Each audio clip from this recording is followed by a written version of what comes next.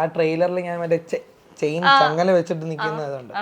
എന്റെ ഫേസ്ബുക്കിന്റെ പ്രൊഫൈൽ പണ്ടത്തെ profile picture നോക്കിയാൽ ഇതേ സാധനം എന്ന് പറഞ്ഞാൽ ടഫായിട്ടൊക്കെ നമ്മളിങ്ങനെ നോക്കിയിട്ട് ഈ പറഞ്ഞ മൈ ലൈഫ് മൈ റൂൾസ്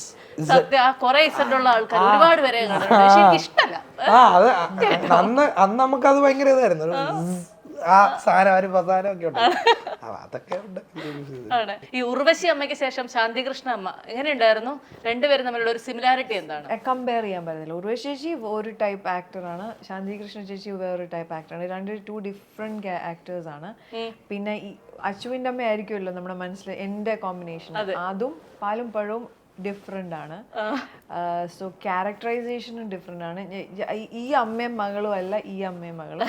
ചില എലമെന്റ്സ് ഉണ്ട് അതിൽ, കോമൺ എലമെന്റ്സ് ഡെഫിനറ്റ്ലി ഉണ്ട്, പക്ഷെ അതിൽ ഡോമിനേറ്റ് ചെയ്യുന്ന എലമെന്റ്സ് ഡിഫറെന്റ് ആണ്, entirely different. So this is different and this is